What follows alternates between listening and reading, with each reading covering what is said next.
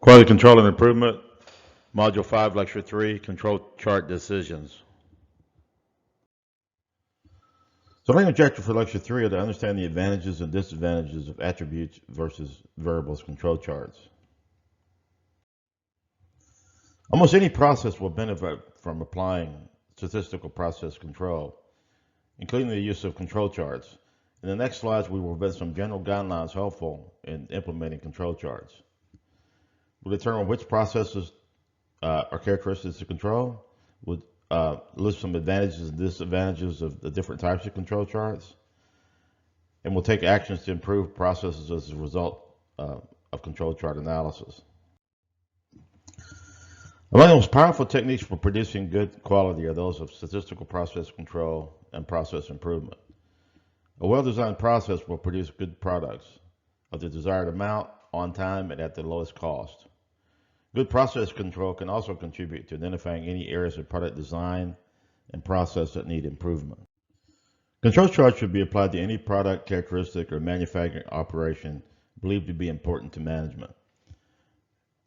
At the beginning of a control chart program, there will usually be more attribute than variable control charts.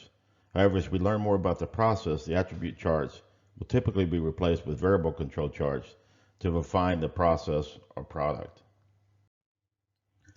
In many applications, the analyst will have to choose between using a variables control chart, such as the X and R charts, and an attributes control chart, such as the P chart.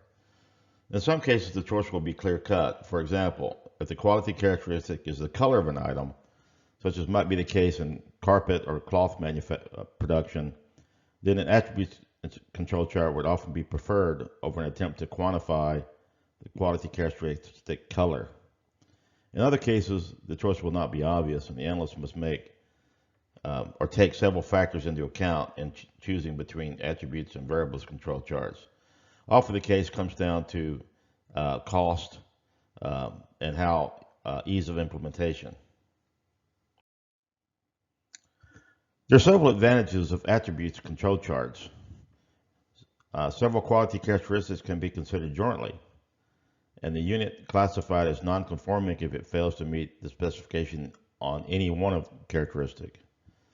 On the other hand, if several quality characteristics are treated as variables, then each one must be measured, and either a separate X and R chart must be maintained on each, or some multi-variable control techniques that considers all the characteristics must be simultaneously employed. So in other words, variable control charts are much more complicated than attributes control charts.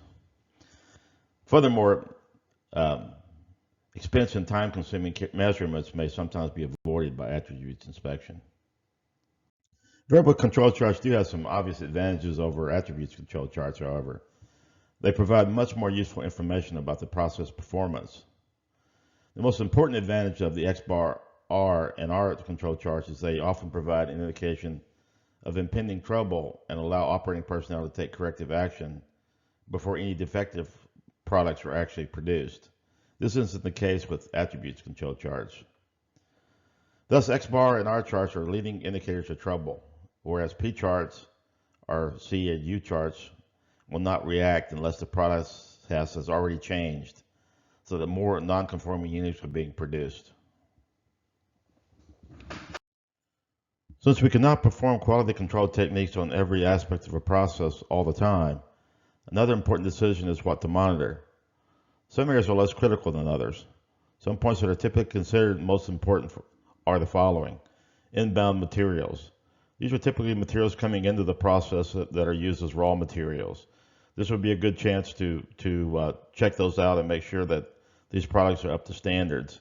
Because if you start manufacturing a product with inferior materials, you're going to have problems down the road. Another point to consider is mission critical components. Are there some components of the process that are so critical that failure would result in lawsuits, safety concerns, warranty concerns, be very expensive to have to replace, etc. Another point to consider is at any point in the process that's very costly. If you're producing a product, some components are more expensive than others to manufacture, to install. So those kind of mission critical costly processing materials equipment you want to actually inspect at that point. And obviously at the finished product at the end, you want to inspect and see if the product meets standards. The primary objective of statistical process control is process improvement. The application of control charts give information on two key aspects of the process. The first one is control, and the second one is capability. So taking these two things into account, we can sort of form this little table where we have four blocks. What we're graphing here is one is the process capable versus is the process in control. So if you look at the box in the upper left corner, this process is in statistical control and exhibits adequate capability for present business objectives. If this is the case, well, then SPC methods are very valuable here for monitoring and warning against occurrence of any new assignable causes that could cause slippage in performance. So these are processes that are up functioning. We've already established our control charts. Here we're just monitoring to make sure that problems don't develop. The upper right corner is a case where the process does exhibit statistical control but has poor capability. In this case, SPC methods may be useful for diagnosis of problems and improvement. Primarily here, what you're going to be looking for is patterns on the control chart. So here, the process is capable. However, it needs much more refinement to get either centered, through the analysis of your capability analysis, capability indexes, CP and CPK. We're trying to improve those here. Typically, what's going to have to happen is you're going to have to intervene in this process, and you're going to have to improve certain steps of it. You may have to get new equipment, you may have to get new techniques, new tools for measurement, etc.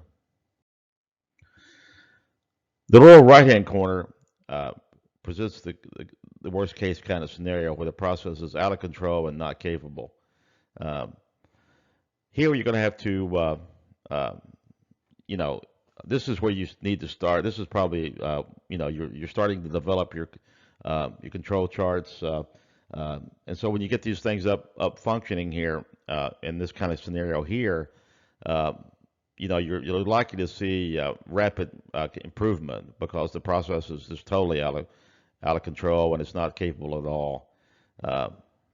Here, the primary objective is try to figure out what the assignable causes are. Try to eliminate those assignable causes and get the process in control. So control charts are very valuable in that. So the lower left-hand corner treats a case where the process is capable but is not in statistical control. This may seem kind of odd at first, but really what this kind of means is that your specifications are too wide. You have it's not in control, but the specifications are so wide that it just falls within the capability. Here, SPC methods should still be used to establish control and reduce the variability, since the process here obviously experiences assignable causes, which may in the future lead to poor capability analysis. This is the last lecture in this module, and I hope you enjoyed this module, and I hope you're enjoying the course. I know there's a lot to learn, but these techniques are very valuable in the real world.